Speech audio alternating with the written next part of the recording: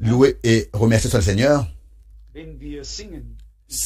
Quand nous chantons « Je prie pour une nouvelle expérience », ça sous-entend que nous avons déjà eu une expérience avec Dieu. Et nous croyons que dans ces jours, nouvellement, nous aurons des expériences avec Dieu. Nous sommes venus avec de grandes attentes. Et vous pouvez me croire que je sais estimer, et avec moi, les frères ici en cet endroit et nous tous, ce que cela signifie d'entreprendre une longue distance pour venir sur le coup de la parole de Dieu. D'un autre côté, nous savons exactement que vous ne mettez pas votre confiance en nous. C'est pas en nous que vous vous confiez, que vous vous êtes confié, mais c'est au Seigneur, dans le Seigneur que vous avez mis votre confiance. Et il n'a encore jamais déçu quelqu'un. Il n'a laissé jamais quelqu'un repartir vide. Chacun qui vient à lui ont toujours été bénis. Chacun a toujours été béni, et a toujours reçu encore selon ses requêtes, ses besoins. Et la même chose aussi est valable pour ces réunions.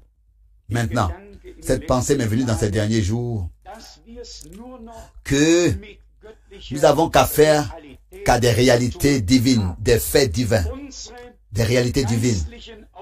Nos yeux spirituels voient ce que Dieu a dit comme étant déjà existant. C'est déjà là, ça existe déjà. C'était comme ça avec Abraham, c'était comme ça. Et c'est comme ça avec toute la postérité, la semence, la descendance d'Abraham.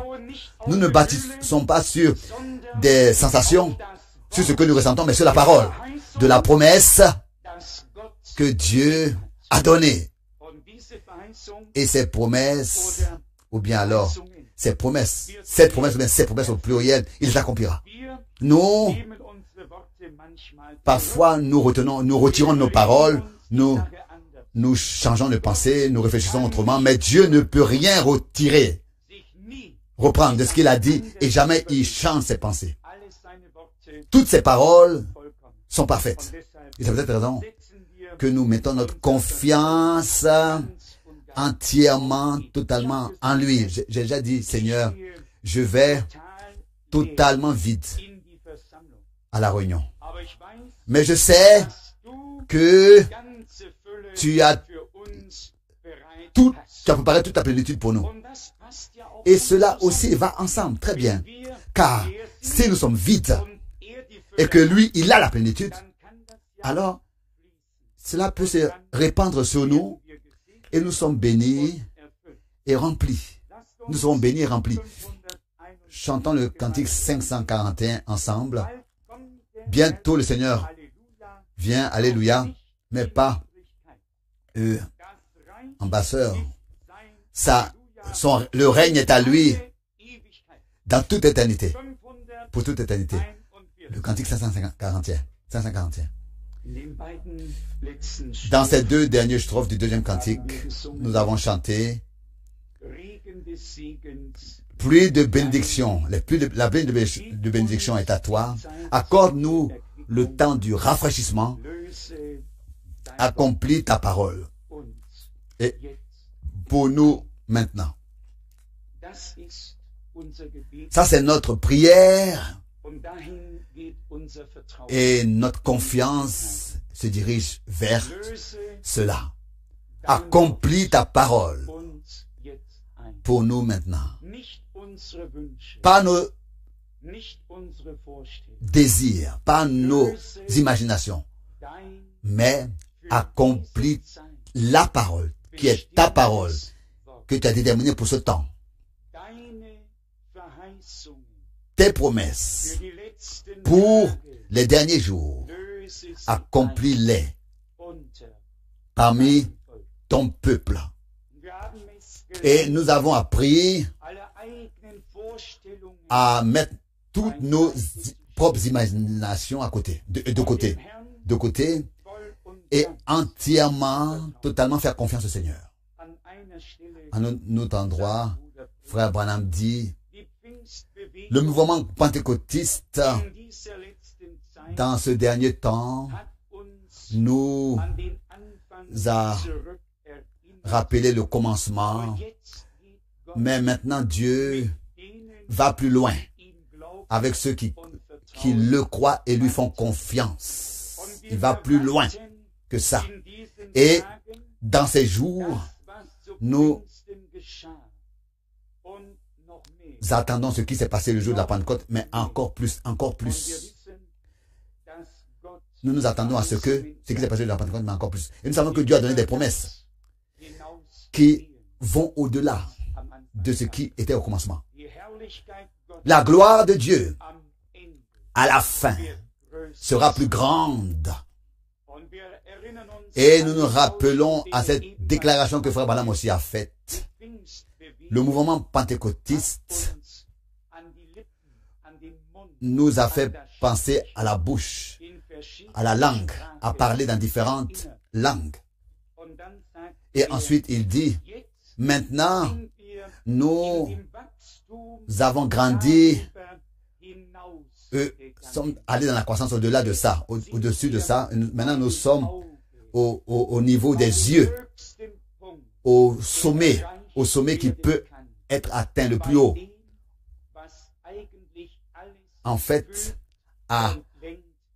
au point par lequel tout est réellement dirigé, déterminé et soumis. La bouche a eu son temps. Beaucoup ont dit beaucoup de choses dans différentes langues sous le ciel.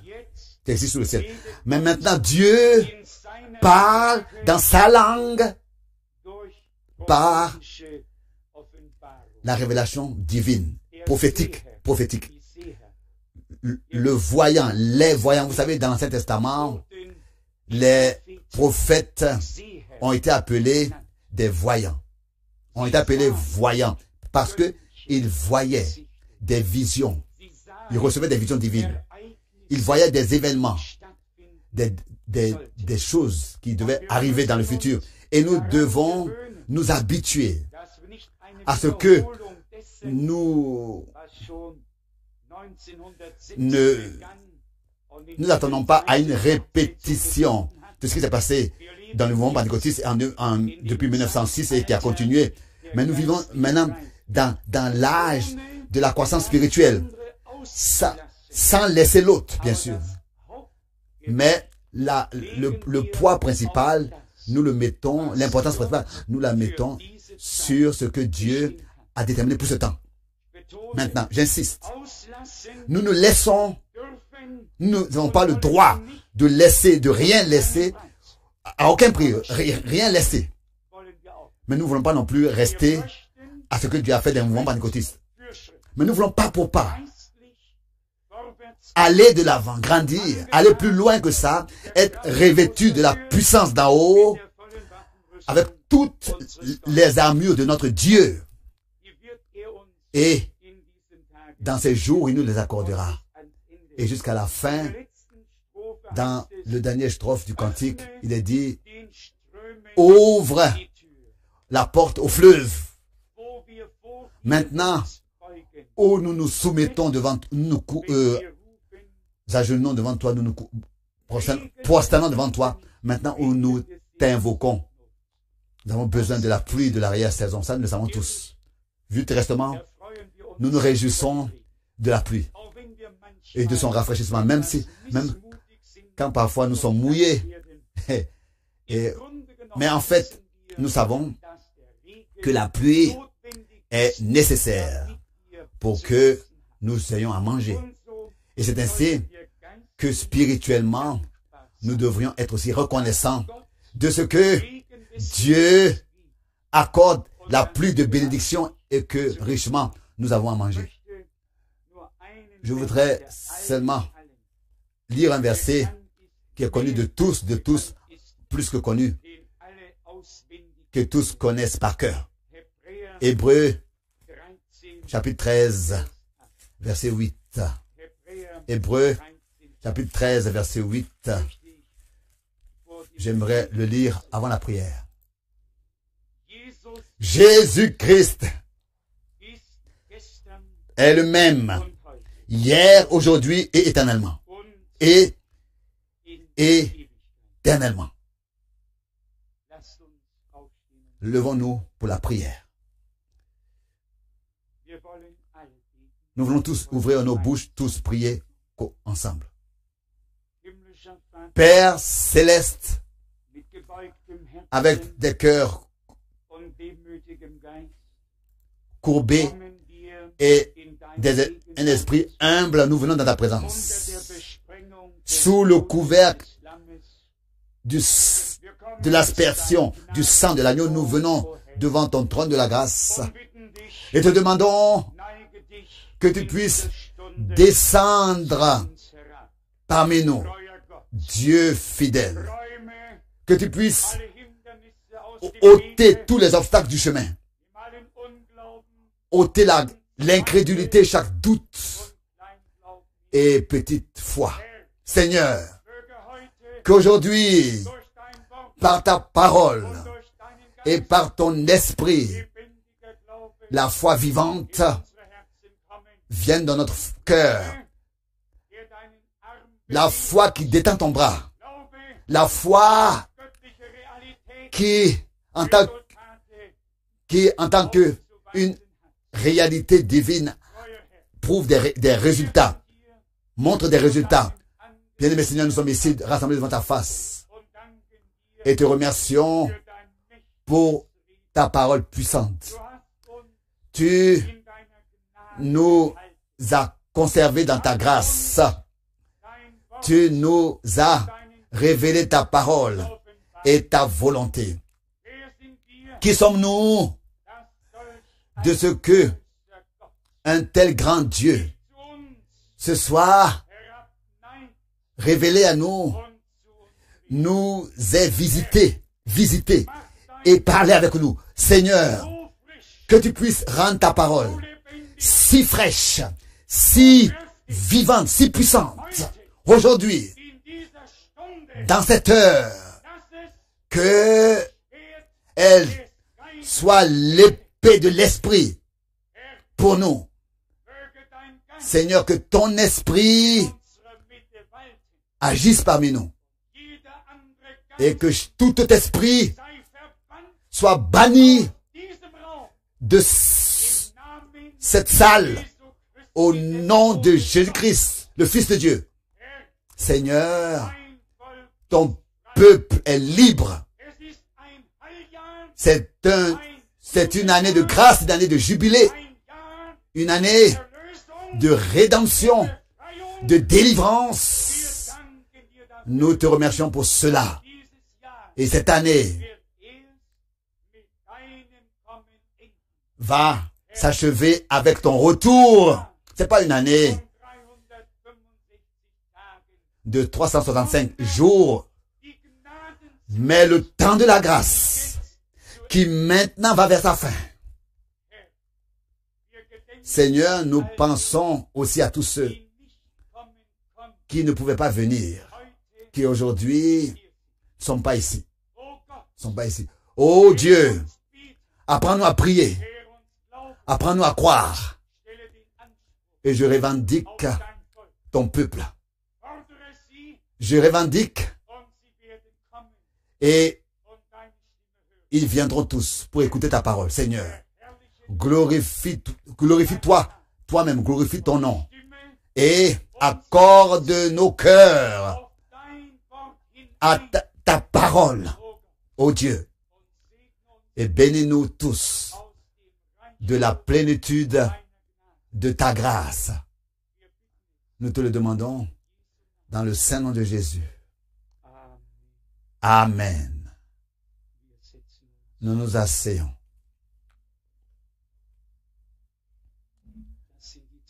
Ça, ce sont les jours que nous avons attendus. Et nous croyons que Dieu confirmera sa parole, accomplira sa parole, et qu'il veut le faire, l'accomplir. Et nous devrions mettre de côté toutes nos imaginations, propres imaginations, et entièrement faire confiance au Seigneur. Alors qu'autrefois, il disait à ses disciples, restez à Jérusalem jusqu'à que vous soyez revêtus de la puissance d'en haut. Ils n'avaient rien besoin de faire d'autre que ce qu'il leur avait dit. Et déjà ici est contenue toute la bénédiction et avec cela aussi l'accomplissement des promesses est lié. Ce qu'il vous dit, c'est ce que vous devez faire. Ça, c'est la clé qui, n'est-ce pas, se fait voir par toutes les exposés de l'évangile. Ce qu'il vous dit, faites-le. Et ce qu'il dit, cela aussi se passe. Cela a lieu alors qu'il était monté dans la barque, ou bien alors qu'il avait craché sur la terre et fait une patte et mis ça sur les yeux de l'aveugle. Les critiqueurs auraient pu dire toutes sortes de choses. Mais le Seigneur a dit, va, lave-toi à l'eau de Siloa et tu pourras voir. Et cela a eu lieu. L'aveugle a pu voir. Il est allé, il a fait ce que le Seigneur lui disait de faire. Et si nous faisons ce que le Seigneur nous dit de faire, alors là, à ce moment-là, il prend la responsabilité pour ce qu'il a dit. Mais si nous ne faisons pas ce qu'il a dit, nous ne pouvons pas nous attendre à ce qui... Donc, nous en sommes responsables si rien ne se passe. Donc, nous voulons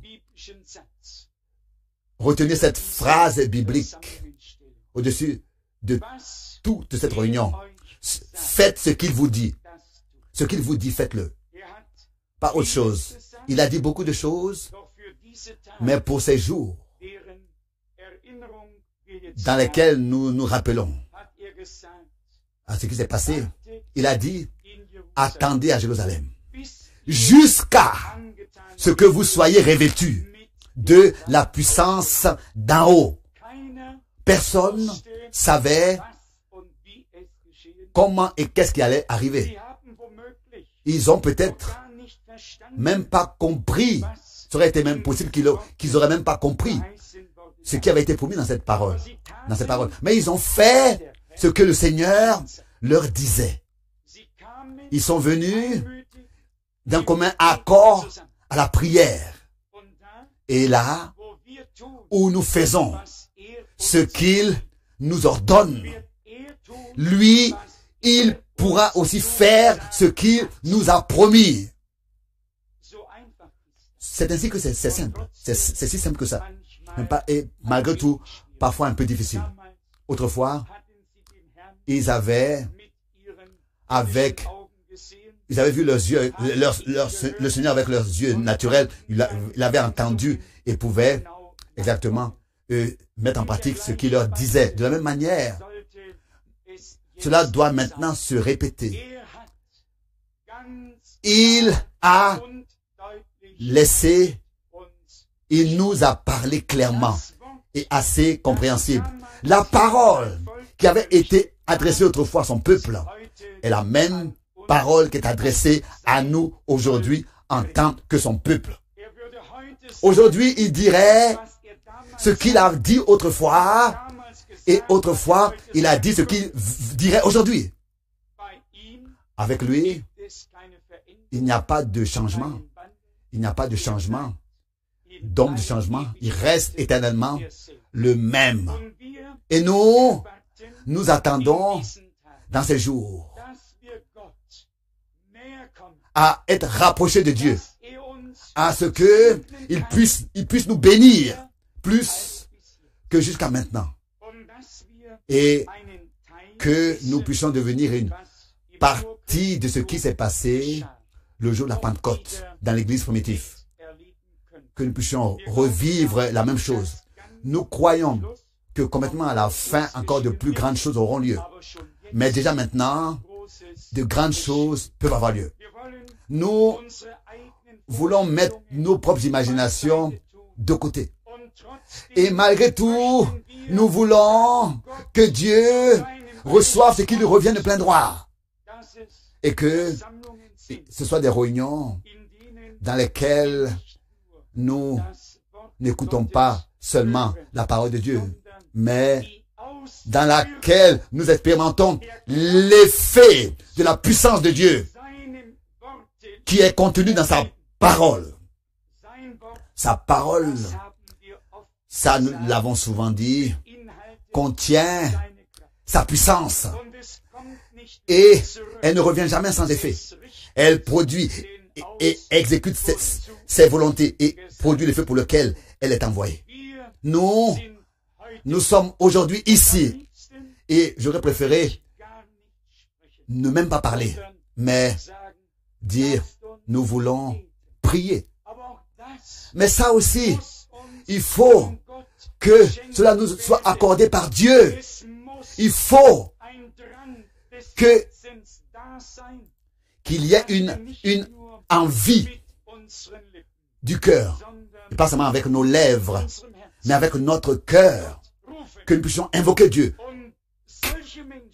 Ouvrir notre bouche et nous adresser à Dieu. Et crier à Dieu. Et ce sont de telles promesses.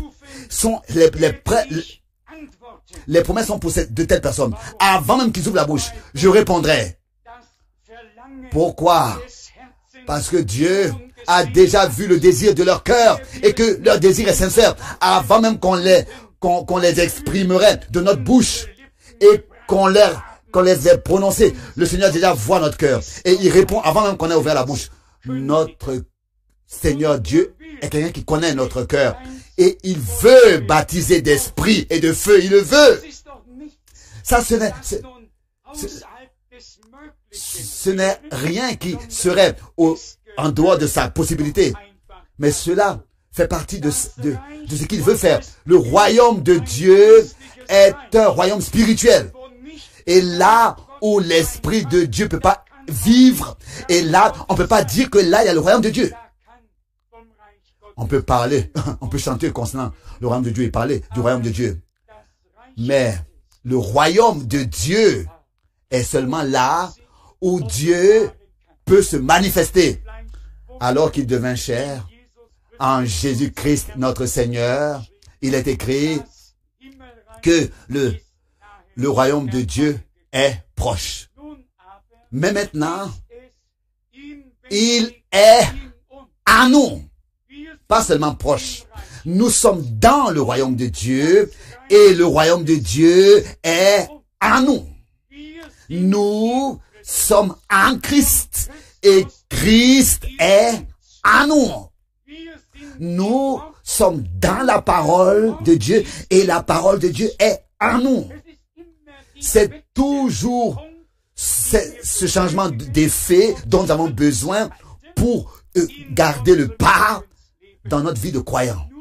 Seulement comme ça, nous pourrons, n'est-ce pas, sortir de la théorie et passer vraiment à la pratique et à la réalité. Et je l'ai dit déjà au commencement, cette pensée m'occupe beaucoup que avec Dieu, tout, pour Dieu, tout est déjà une réalité achevée. Chaque promesse qui sont écrites dans la parole de Dieu, pour Dieu, c'est une chose close. C'est déjà à ses yeux achevé, accompli. Même si nous attendons encore leurs accomplissements. Mais pour Dieu, tout est déjà accompli, est déjà fait. Mais il veut que dans les croyants, cela soit réalisé. Maintenant, revenons à notre situation. Dieu est une réalité. Sa parole est une réalité.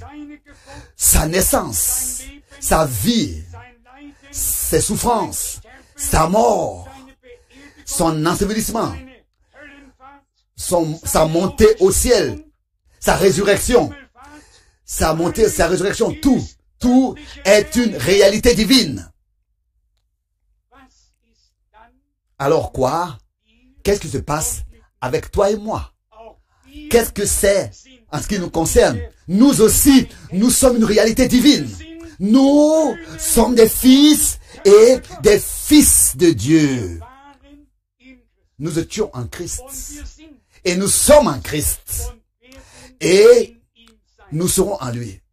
Paul, n'est-ce pas, dans Romains 6, l'écrit, je suis crucifié avec Christ. Et je suis enseveli, j'ai été enseveli avec lui pour étant ressuscité avec lui, marchant de nouveauté de vie. Dans un autre verset, il est écrit que nous sommes assis en Christ dans les lieux célestes. Éphésiens 2, verset 6. Et si son amour pouvait saisir son peuple, est-ce que nous comprenons cela? Que notre Seigneur soit une réalité. Ça, nous le croyons tous.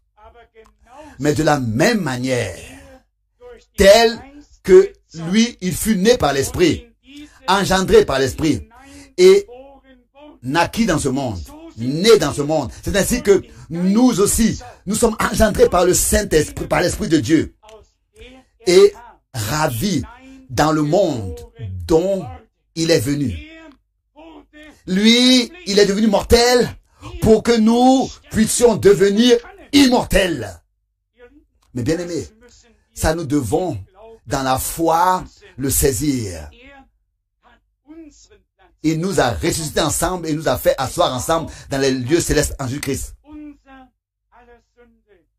Il a pris notre place. Et ça aussi c'était une réalité. Tous nos péchés sont tombés sur lui. Un homme de douleur. Méprisé, abandonné des hommes. Homme de douleur. Son aspect n'avait rien pour nous plaire.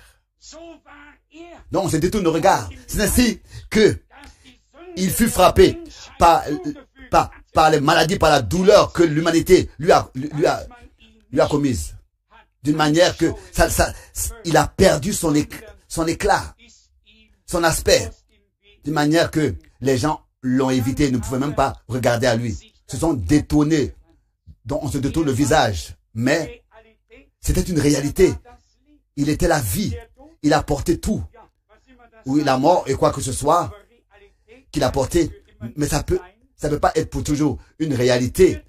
Car tout ce qui a un commencement, même la mort, aura une fin.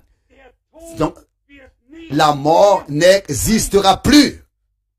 Mais bien aimé, nous devons commencer à faire la différence entre la réalité et le mensonge. Tout ce qui vient du diable est un mensonge et il est le menteur depuis le commencement. Tout ce qui vient de Dieu est véridique, est véritable et nous sommes nés de Dieu et c'est pour cette raison que nous sommes liés à la véracité avec Dieu par sa parole et par son esprit. Ça, c'est une réalité. Est-ce que nous l'avons déjà ressenti? Je le crois en partie déjà, mais pas peut-être pas assez saisi fortement, totalement par l'incrédulité, par le doute. Cette vue claire, toujours de nouveau, a été obscure. Si.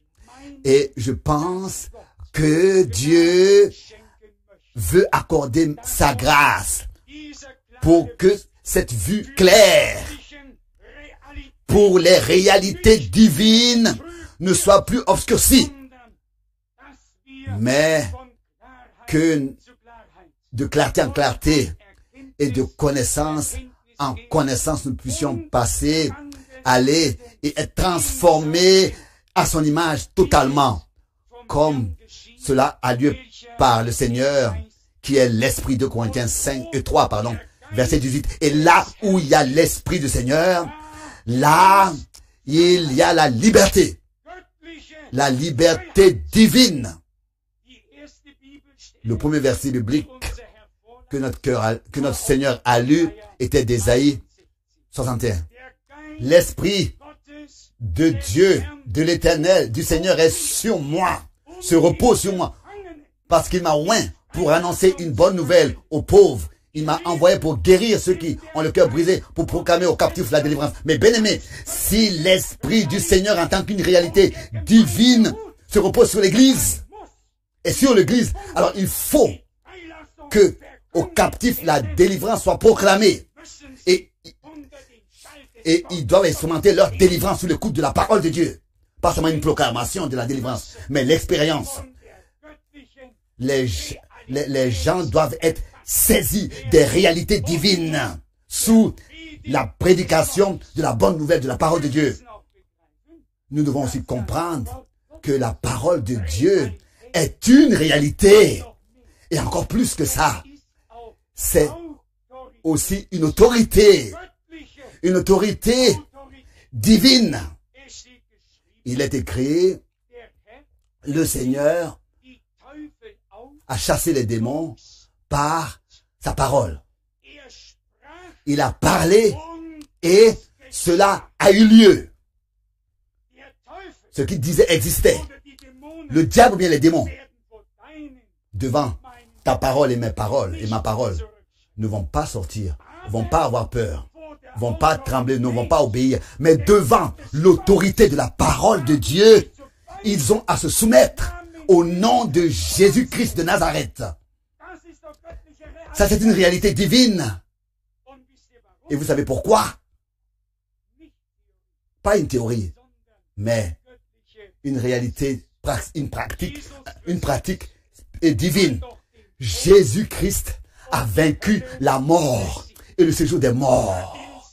Il a ôté à Satan les clés. Et le troisième jour, il est ressuscité des morts. Et il a dit, je vis et vous devez aussi vivre. Et vous vivrez aussi. Et vous vivrez aussi. Nous voulons maintenant, dès maintenant, croire que nous avons qu'à faire qu'à des réalités divines. Qu'à ça, rien d'autre.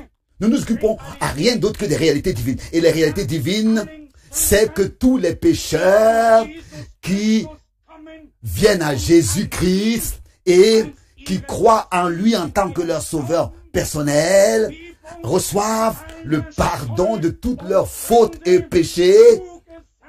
Cela leur est promis. Et pas seulement ça.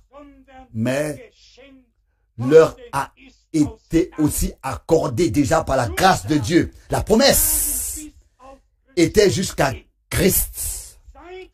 Mais depuis Christ, les promesses du pardon des péchés sont devenues une réalité.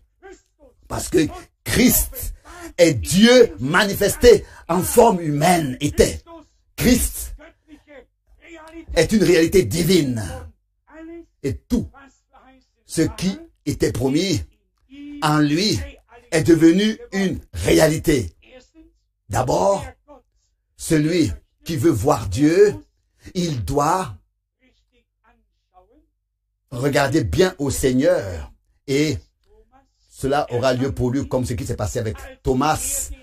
Alors qu'il voyait le Seigneur et qu'il le touchait, il a pu que dire, mon Seigneur et mon Dieu. Une réalité divine en forme humaine dans cette marchant ici dans ce monde, sur cette terre. Aujourd'hui, toi et moi, nous sommes des fils et des filles de Dieu. Nous sommes des réalités divines, des enfants de Dieu, par la foi en Jésus-Christ, notre Seigneur. Ça, c'est la bonne nouvelle. Ça, c'est l'évangile. Ça, c'est le message de joie. Et la chose merveilleuse en cela, c'est que ce message est vrai. Et qu'il est vrai. Si c'est seulement une musique au futur, pour le futur, alors je me tiendrai pas ici aujourd'hui. Dans cette certitude, cette assurance. Et Paul a écrit aux Corinthiens et il dit que si Christ n'est pas ressuscité des morts, alors notre prédication est vaine. Mais puisque Christ est réellement ressuscité des morts. Et ça, je peux avec le droit de Dieu ajouter. C'est pour cette raison que notre prédication est pleine de la puissance de la résurrection. Ce ne sont pas des paroles vides. C'est un sépulcre vide, c'est vrai. Alléluia. Et ça, nous devons comprendre. Et si nous avons compris cela, alors ta tombe et ma tombe est aussi vide, déjà. Car bientôt, nous serons près de lui pour toujours. Il est monté pour nous préparer une place. N'oubliez pas cela. Ici, nous n'avons qu'à faire qu'à une réalité divine dans la parole de Dieu. Le sépulcre, la tombe dans lequel le ressuscité était allongé est vide, mais la parole de la croix est pleine. Et c'est une puissance de Dieu à tous ceux qui croient à la parole de la croix. Et mes bien-aimés, si dans ces jours, avec l'aide de Dieu, nous réussissons à cela, et que lui avec nous, à atteindre, à briser ce mur du son, et subitement nous réveiller et comprendre qui nous sommes en fait. Selon la chair, selon la chair, beaucoup ont connu le Seigneur et ont dit, oui, mais nous connaissons ses frères et nous connaissons ses sœurs. N'est-il pas le fils du menuisier, etc., du charpentier? Selon la chair, beaucoup le connaissent, tous le connaissent. Mais Paul dit dès maintenant, nous ne connaissons plus personne selon la chair. Et même si nous avons connu Christ selon la chair, si nous l'aurions connu selon la chair, maintenant nous ne le connaissons plus ainsi. Qu'est-ce qui s'était passé? Il était venu dans la chair pour souffrir et pouvoir mourir et souffrir, pour ôter la puissance de la mort, l'aiguillon de la mort, l'a blessé le talon, mais son pied est tombé et a écrasé la tête du serpent. Depuis Genèse 3, verset 15, c'était une promesse pour le futur. Mais depuis Golgotha, cela est devenu une réalité divine. Et ça, nous devons le comprendre. Et alors, nous sommes secourus. C'est un fait divin. Dès maintenant, nous voulons, avec l'aide de Dieu, nous occuper nos pensées qu'aux réalités divines. Occuper nos pensées qu'aux réalités divines. Et alors, nous allons arrêter de regarder à notre propre état, à nos symptômes, et aussi, non plus, nous allons arrêter de regarder aux autres. Nous allons faire que regarder au Seigneur, à celui dont vient notre secours, au Dieu qui a créé le ciel et la terre, qui ressuscite les morts et qui fait voir les aveugles et marcher les paralytiques. Notre Seigneur veut nous utiliser pour cela en tant que petite réalité ici de sa sainte et précieuse parole, pour que sa sainte et précieuse parole soit mise en pratique. Et nous pourrons dire comme notre Seigneur l'a fait. Ce n'est pas moi qui fais ces œuvres, mais mon Père qui demeure en moi, c'est lui qui fait ses œuvres. C'est ainsi que ce sera aussi avec nous tous. Imaginez-vous que les morts, ou bien que plusieurs aussi ressusciteront devant toi, alors ça aurait été personne de nous qui aurait pu ressusciter un mort. Mais notre Seigneur, il est le Seigneur au-dessus de la vie et de la mort. Autrefois, il a dit, je suis la résurrection et la vie de la résurrection. Déjà, d'autres ont prophétisé là-dessus, que Dieu n'est pas un Dieu des morts, mais il est un Dieu des vivants. Et Job dit, je sais que mon Rédempteur vit. Et après que ma peau aura été détruite, moi-même je contemplerai Dieu comme mon salut. Je le verrai. Ces hommes portaient la parole de Dieu en tant qu'une réalité divine dans leur cœur. Et ils étaient des petites réalités divines ici sur cette terre. Est-ce que vous comprenez cela ce soir? Malgré leurs problèmes, les prophètes de Dieu, les hommes de Dieu, étaient des petites réalités divines ici sur cette terre. La parole brûlait dans leur cœur, dans leur âme, par l'esprit. La parole avait été placée en eux. Oh, nous, comment est-ce qu'ils ont aspiré à voir l'accomplissement de ce qu'ils avaient cru et prophétisé et annoncé à l'avance, et se sont endormis sans le voir. Mais nous vivons à la fin du temps de la grâce, dans lequel Dieu rétablit tout, restaure, rétablit tout ce qui s'était perdu, et encore plus. Il est plus que capable de faire au-delà de ce que nous pourrons demander et penser. Dans un tel temps, nous vivons maintenant. C'est une réalité que Dieu a révélé sa parole. Et il faut que cela ait eu lieu pour un objectif bien précis. La parole de Dieu. Ce que Dieu a dit, ce que Dieu dit est toujours en relation avec son peuple et pour son peuple. Et avec cela est lié aussi un objectif, un but. Et nous croyons que Dieu, c'est les hommes avec qui il a établi une alliance. Donc, ceux qui appartiennent à son peuple de la nouvelle alliance, que tous, ils croient et écoutent maintenant la parole de l'alliance, les paroles de l'alliance, et de tout leur cœur les croient. Beaucoup qui, durant les siècles, étaient des prophéties, déjà aujourd'hui sont devenus, n'est-ce pas, l'histoire, devenue une réalité, sont une partie de l'histoire, et sont dans le royaume de Dieu, une réalité divine parmi son peuple. Nous pouvons parler beaucoup de ces choses, que le peuple d'Israël était une réalité divine qu'on ne peut pas renier, et nous nous réjouissons de cela. Mais cela n'est pas ta réponse et ma réponse aujourd'hui.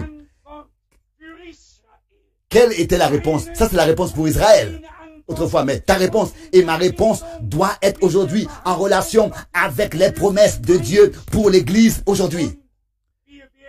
Et nous n'allons pas plutôt être satisfaits jusqu'à que nous ayons expérimenté personnellement les dernières promesses qui ont été accordées à l'Église et que nous les voyons accomplies. Dieu a donné des promesses. Il a dit qu'à la fin des jours, il enverra un prophète. Est-ce que cela est une réalité? Absolument. Dieu a promis de faire sortir son peuple de Babylone. Est-ce que cela a eu lieu? Dieu a promis d'enseigner et de rétablir toutes choses.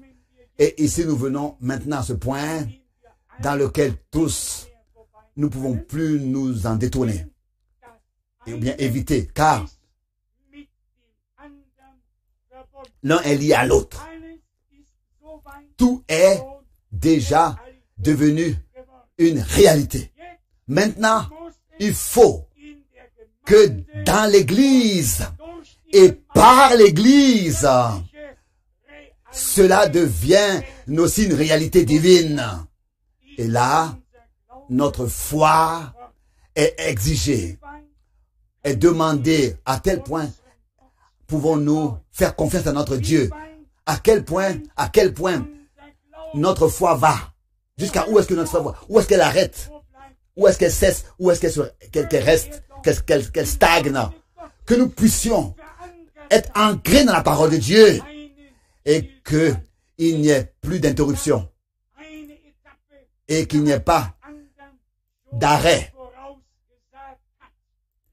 Que notre foi ne connaisse pas d'arrêt et que une étape l'une après l'autre soit déjà vue. Et dans la foi ferme, nous marchons avec notre Dieu, avec le Dieu vivant, avec sa parole ancrée dans nos âmes, avec le Seigneur. Liés, nous passons de clarté en clarté et de connaissance en connaissance.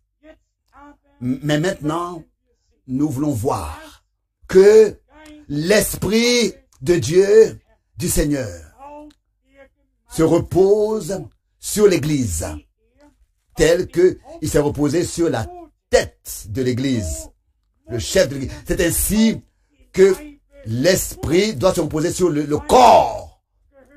Les deux vont ensemble et forment l'union divine. Père, toi en moi et moi en eux, pour qu'ils soient un. L'Église est une réalité divine ici sur cette terre. Jean, sur l'île de Patmos, a, n'est-ce pas, vu le Seigneur en tant que le ressuscité marchant parmi les 7 chandeliers d'or. Où étaient ces 7 chandeliers d'or? Est-ce qu'ils étaient au ciel? Où est-ce qu'ils étaient? Ils étaient sur cette terre. Des églises locales sur cette terre. Et le Seigneur marchait au milieu des 7 chandeliers d'or. Merveilleux. Une réalité divine. Qui est la réalité divine dans l'église? Toi et moi? En première partie, non. En première place, non. Non. En deuxième partie, peut-être. Mais Christ. Christ, le Seigneur lui-même. En tant que la réalité divine. C'est lui qui est dans l'église. La réalité divine marchant parmi les 7 chandeliers d'or. Et c'est par lui qui est la réalité divine. La réalité divine qui a été la réalité divine sur terre. C'est par lui que l'église de Dieu est devenue une réalité divine. Et nous nous éloignons plus de cela. Et nous devons saisir cela dans la foi pour l'honneur de Dieu parce que nous avons été saisis par Christ. Alléluia. Loué et exalté soit notre Dieu. Résumons. Christ, une réalité divine en forme humaine, ici sur cette terre marchant. Et ensuite, il a payé le prix pour qui? Pour l'Église qui forme son corps et qui doit continuer son ministère.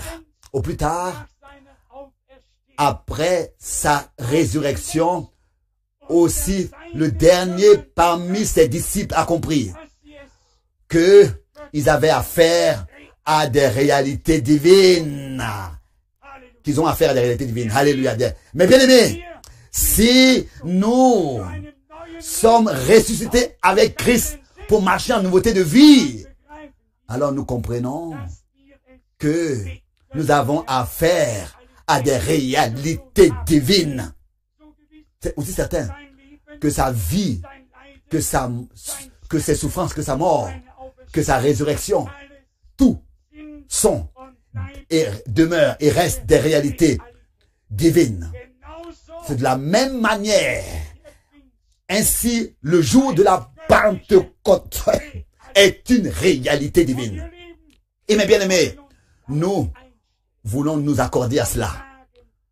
Nous disposer et dire, Seigneur, fidèle, nous voulons expérimenter la même chose que nos frères et nos sœurs ont expérimenté au commencement. Avec toi, maintenant, à la fin. Si, en tant qu'une réalité divine, nous l'avons reconnu et compris que Satan, oui, si nous comprenons que Satan, toute la puissance de l'enfer et de la mort, chaque maladie, chaque péché, tout ce que la transgression et la malédiction ont amené avec elle, a été réglé par Golgotha. Tout cela a été réglé. Le problème, tout cela a été réglé. Car notre malédiction, notre condamnation est tombée sur lui. Pour que nous ayons la paix. Et par ses meurtrissures, nous sommes guéris. Tout cela est une réalité divine. Le compte de toutes ces choses a été réglé. Pas nous serons guéris, mais par ses meurtrissures, nous sommes guéris. C'est une réalité divine que nos péchés ont été expiés et que nos fautes ont été payées et que nos transgressions ont été pardonnées et que nos maladies ont été guéries et que Christ, le Fils de Dieu, est notre Sauveur, notre Rédempteur. Ça, c'est une réalité divine. Accepte-le aujourd'hui dans la foi comme une réalité divine.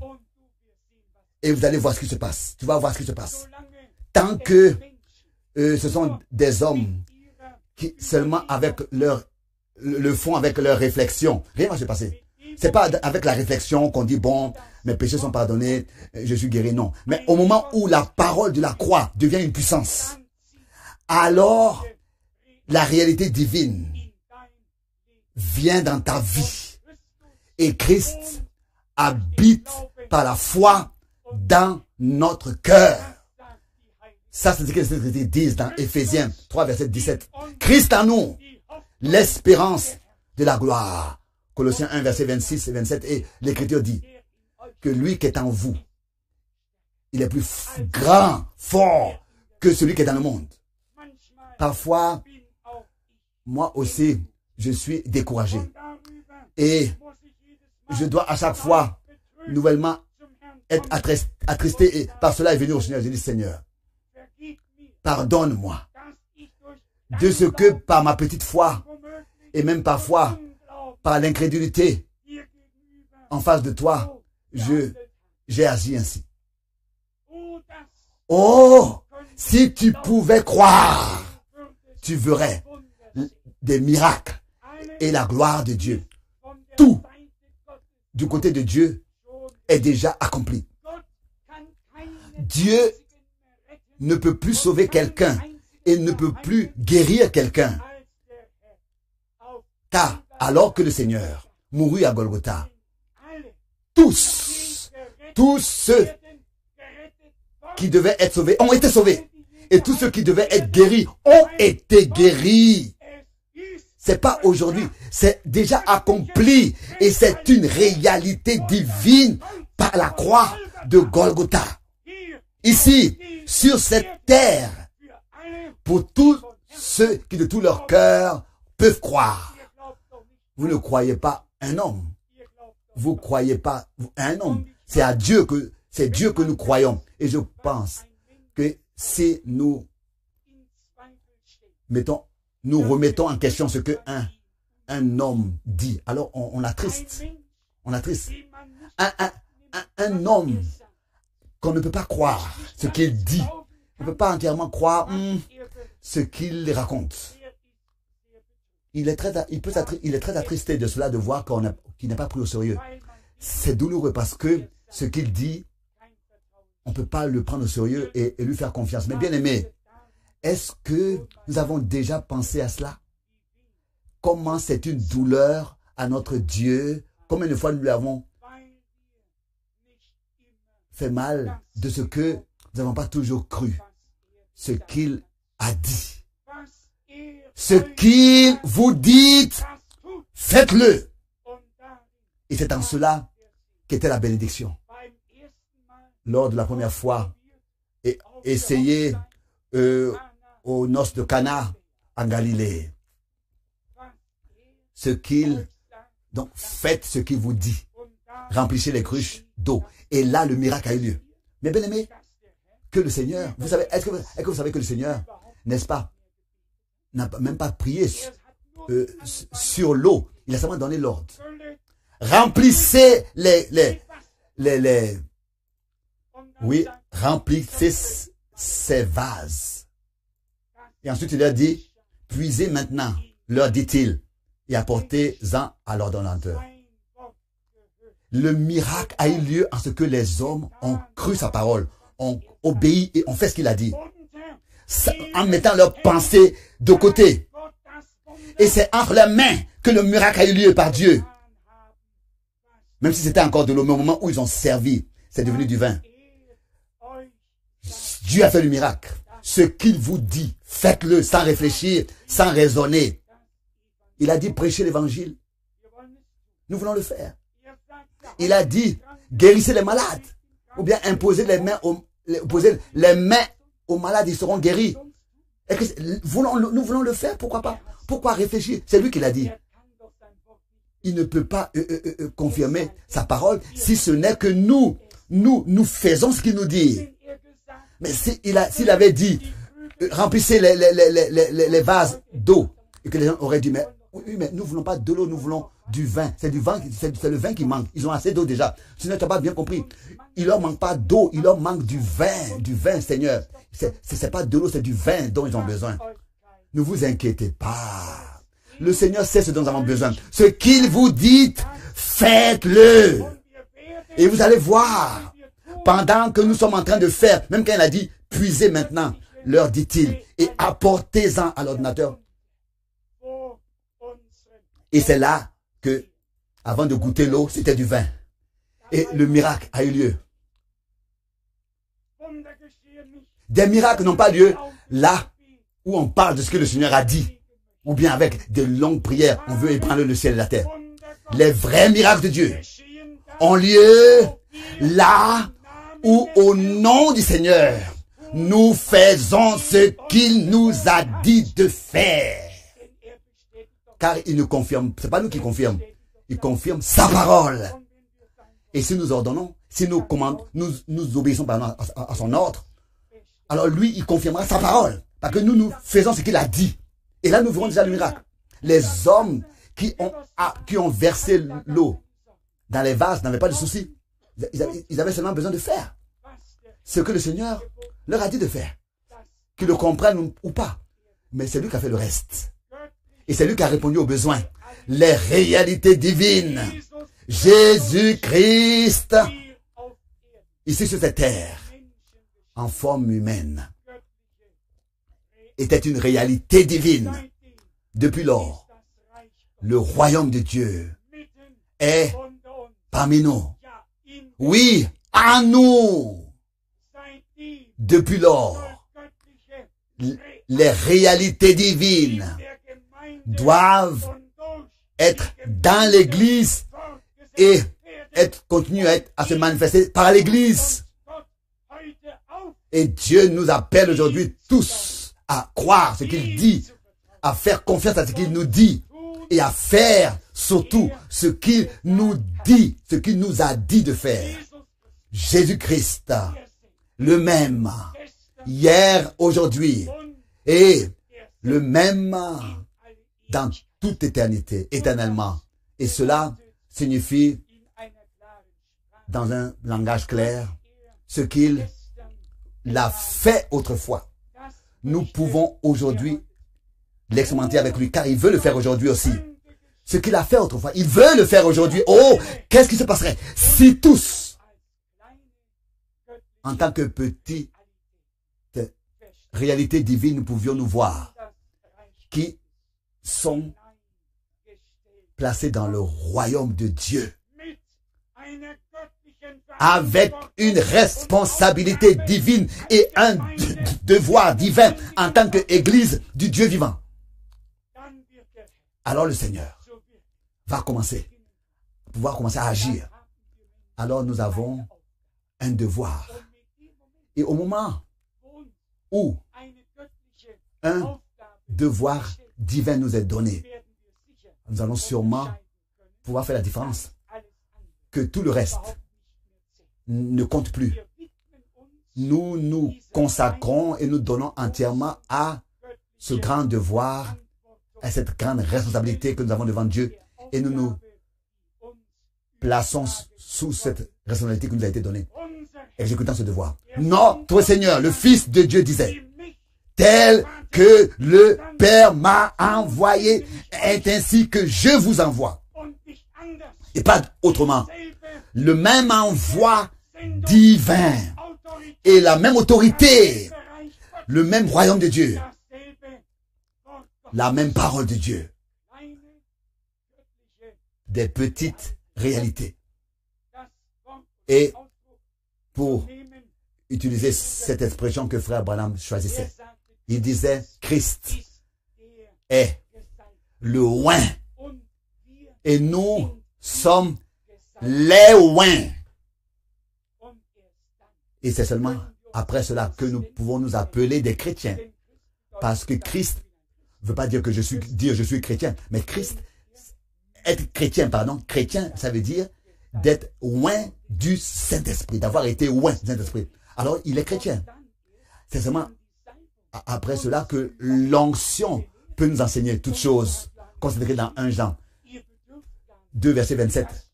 Vous n'avez même pas besoin que quelqu'un vienne vous enseigner. Cela, aujourd'hui, a lieu toujours de nouveau. N'est-ce pas que des hommes viennent et veulent enseigner. Et ils savent toujours beaucoup plus que ceux qui veulent enseigner. Ils connaissent toujours mieux les choses. Tout ça n'est pas biblique. C'est pas biblique. Vous n'avez pas besoin que quelqu'un vienne pour vous enseigner. Vous avez l'onction reçue de celui qui est saint. Et tel que l'onction vous enseigne, demeurez en lui. Car c'est ainsi que c'est juste et correct devant Dieu. Et c'est ainsi que tous, de la même manière, nous serons enseignés par Dieu et de Dieu. Réalité divine. Les réalités divines doivent commencer. Et c'est-à-dire maintenant. Ce soir. Pas demain. Ce soir. Aujourd'hui.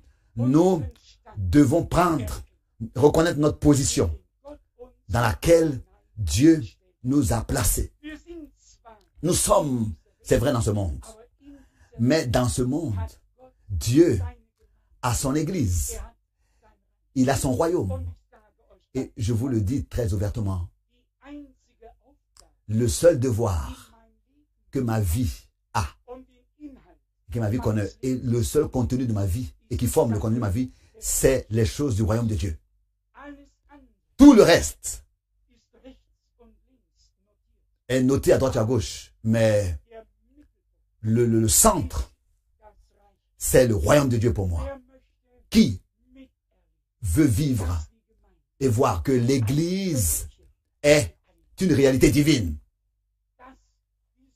et que les fils et les filles de Dieu soient manifestés et que Dieu puisse nous confier plus qu'il a fait jusqu'à maintenant et que nous puissions reconnaître que tout ce qui s'est passé avec Christ s'est passé à cause de nous. Tout pour que par lui, nous puissions devenir enfants de Dieu. Et nous le sommes. Alors, nous sommes aussi héritiers. Tout ce qui se passe maintenant deviendra une réalité divine et une partie ferme du Dieu vivant. De l'Église du Dieu vivant. Car c'est une Église parole, selon la parole de Dieu. Et Dieu confirmait au commencement sa parole. Le Seigneur travaillant avec eux, confirmant sa parole par les miracles qui l'accompagnaient. Et tu ne devrais pas le faire avec nous maintenant? Et que nous ne devrions pas prier comme nous l'ont fait au commencement? Seigneur, détends ton bras et que, par le nom de ton serviteur Jésus, des signes, des prodiges et des miracles aient lieu. Dans Acte 4, détends ton bras pour des guérisons, etc. Est-ce que nous ne voulons pas compris comme ça?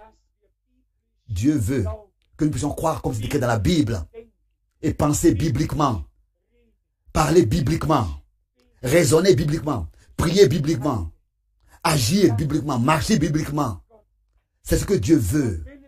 Et si nous arrivons à ce point où même nos entretiens quotidiens sont tenus dans le cadre de la parole de Dieu et que nos pensées peuvent être conservées captifs sous l'écoute, sous sa volonté et sa parole, alors l'Église va pouvoir s'élever. Personne ne veut plus faire quelque chose de propre.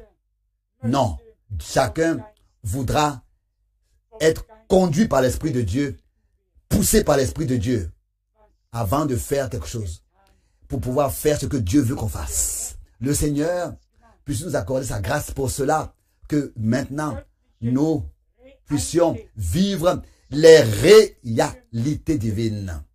Commencez à les voir dans l'Église. Christ, réalité divine. Sa naissance, sa vie, sa souffrance, sa mort. Sa résurrection, sa montée au tout. Il est assis à la droite de sa majesté de Dieu. Tout est une réalité divine. Un fait divin. La mort vaincue. Réalité divine. Jésus est la preuve. Le troisième jour, il est ressuscité des morts. Mais est-ce que cela a eu lieu pour lui, tout cela, ou bien pour toi et bien pour moi? Tout cela a eu lieu pour toi et pour moi. À cause de toi et à cause de moi. 2 Corinthiens 4, versets 15, 14 et 15. Tout cela est une réalité divine. La parole est devenue chair. Il marchait sur cette terre pour sauver les hommes et se révéler à eux et de faire aussi une réalité divine sur cette terre en tant qu'homme. Et je le dis encore aujourd'hui. Nous sommes une réalité divine en tant qu'Église du Dieu vivant. En tant que le pilier et l'appui de la vérité. Alléluia. Loué et honneur soit notre Dieu, soit à notre Dieu. Si dans la foi, nous acceptons cela. Et avec notre bouche, nous le confessons. Laissez-moi aussi dire cela clairement. La foi dans ton cœur ne te sert absolument à rien si tu ne peux pas prononcer de ta bouche ce que tu crois dans ton cœur. Si tu ne le prononces pas, c'est seulement quand tu le prononces que cela deviendra ton témoignage personnel. C'est quand tu le prononces de ta bouche que cela devient ton témoignage personnel. Sinon, Satan va toujours t'avoir. Tu pourras t'asseoir ici, sinon tu diras, bon, tout est en ordre, je suis un enfant de Dieu, je suis né de nouveau, mes péchés sont pardonnés. Et tu penses en toi-même. Cela est une réalité divine. Tu le penses en toi. Je te dis, si tu ne le prononces pas dans la foi, dans la foi de ton cœur, si tu ne prononces pas de ta bouche, ne confesses pas de ta bouche, tu vas toujours continuer à te tenir dans un combat. Mais si avec ta bouche tu le confesses et dis, Seigneur, aujourd'hui, une lumière a apparu pour moi. Aujourd'hui, c'est devenu clair pour moi. Ce n'est plus une théorie. C'est une réalité divine. Je te remercie pour les réalités divines dans ma vie. Et je crois que de moi, tu as fait une réalité divine. Je suis un enfant de Dieu. Et vous allez voir ce qui se passe. Sans effort. Pas seulement dire, mais simplement comme ça. Par exemple, mais du désir de votre cœur. Le prononcer dans la foi. Vous allez voir que quelque chose va se déclencher en vous. Et vous allez commencer à louer le Seigneur et à lui rendre grâce. Alors le diable ne pourra que vous saisir de l'extérieur, mais plus de l'intérieur. Il ne pourra plus s'attacher à vous de l'intérieur, tout de nouveau, s'infiltrer dans vos pensées, dire, oh c'est grave, regarde ce que tu as, c'est grave, tu es malade, regarde, cela doit cesser. Nous sommes rachetés et délivrés et guéris par l'agneau et par le sang de l'agneau. Et laissons lire cela que j'ai lu au début, que je voulais lire au début. Nous avons prié et nous avons demandé au Seigneur de nous conduire par son esprit et nous l'a accordé. Loué et exalté soit son Saint-Nom. Faisons attention à nos pensées. Ézéchiel, chapitre 16.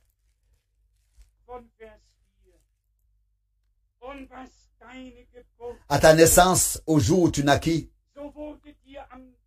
ton cordon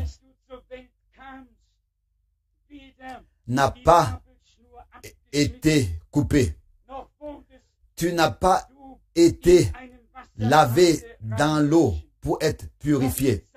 Tu n'as pas été frotté avec du sel. Tu n'as pas été enveloppé dans des langes. Nul n'a porté sur toi un regard de pitié pour te faire une seule de ces choses. Pour te faire une seule de ces choses. Mais, par compassion pour toi, mais tu as été jeté dans les champs le jour de ta naissance parce qu'on avait horreur de toi. Maintenant arrive le verset. Je passais auprès de toi. Je t'aperçus baigné dans ton sang et je te dis,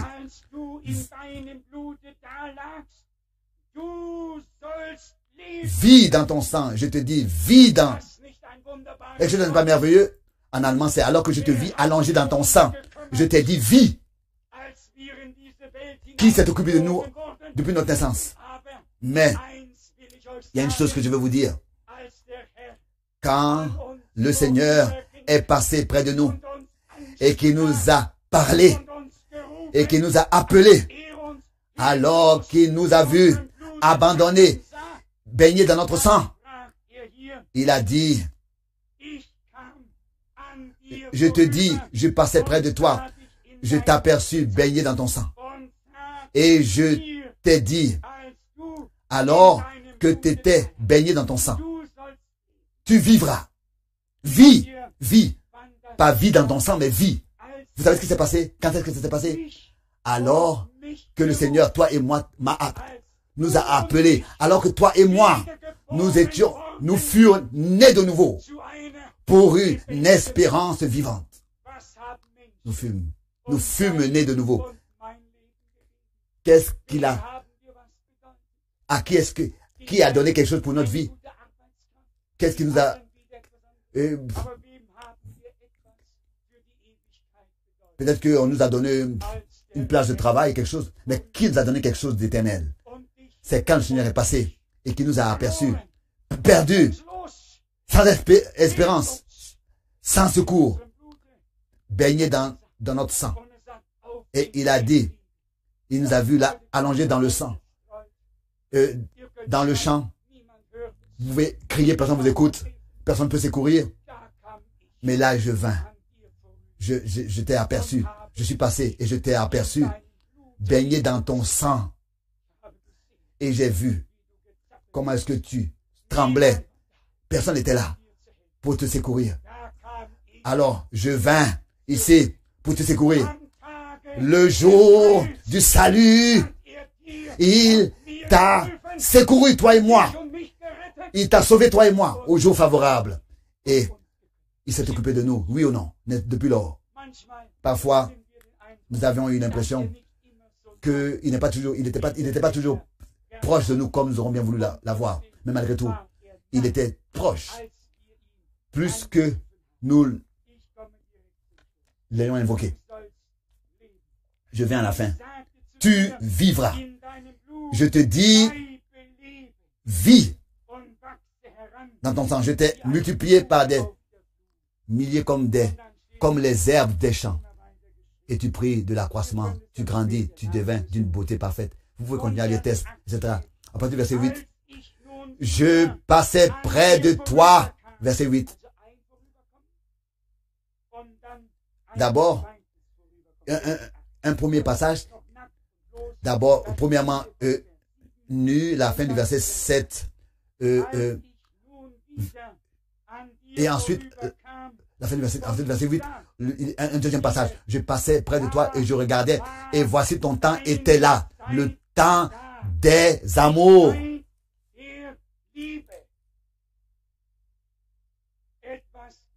Quelque chose de merveilleux, de très merveilleux. Le Seigneur est venu, est passé une fois. Il nous a vus sans secours, agités, baignés dans notre sang. Il nous a sauvés, il nous a aidés. Il nous a accordé la vie. Et ensuite, au temps où nous sommes grands, ici sont des exemples terrestres qui sont utilisés, où la croissance, où il y a la croissance, tu grandis, et dans ta beauté parfaite. Et dans le temps de l'amour, il vient pour que ceux qu'il a appelés, qu'il a fait naître en tant que nouveau-nés et qu'il a éduqués, qui ont grandi, qui ont atteint leur âge adulte, alors il vient pour la deuxième fois au temps des amours. Alléluia. Mes bien-aimés, vous pouvez maintenant pas continuer. Nous ne pouvons pas continuer à entrer dans ces détails de ce sujet. Il y a plusieurs étapes que le Seigneur, avec les siens, a. Dieu nous a aimés. Il l'a appelé les siens à sortir par amour. Et quand le temps des amours, de l'amour divin est là pour l'Église, alors il y a entre l'épouse et l'époux une relation très intime.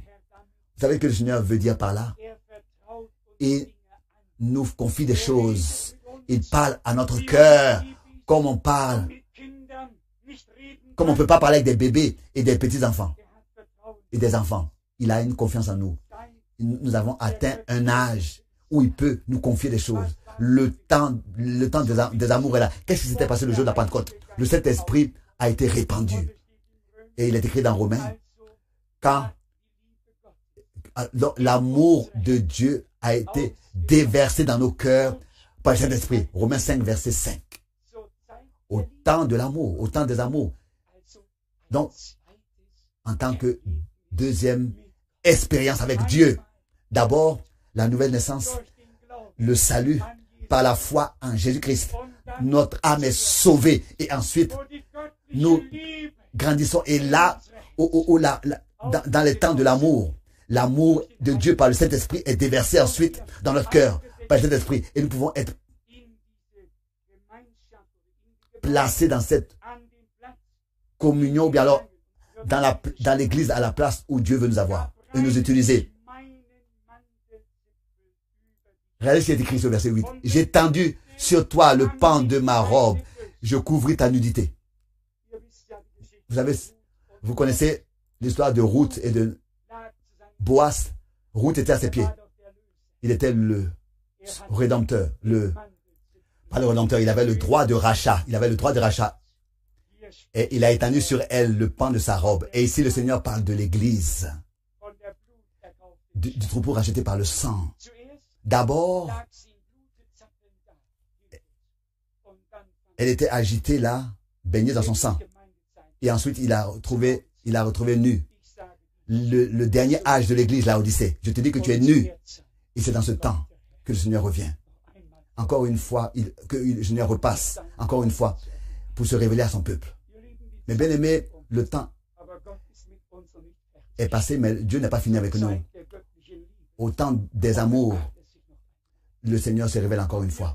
Et nous reconnaissons que nous sommes tombés du premier amour et des premières œuvres. Et nous reconnaissons qu'il veut nous ramener au premier amour et aux premières œuvres. Toutes cela sont des réalités divines. Nous allons voir lors de la deuxième fois. Quand il passe, il nous reconnaîtra comme Joseph et le peuple d'Israël autrefois. Oh, nous allons le reconnaître dans la puissance de sa résurrection. Et puissamment, il se manifestera en ceux, il se prouvera en ceux qui, avec un cœur indivisible, lui font confiance. Amen. Fin de la transmission.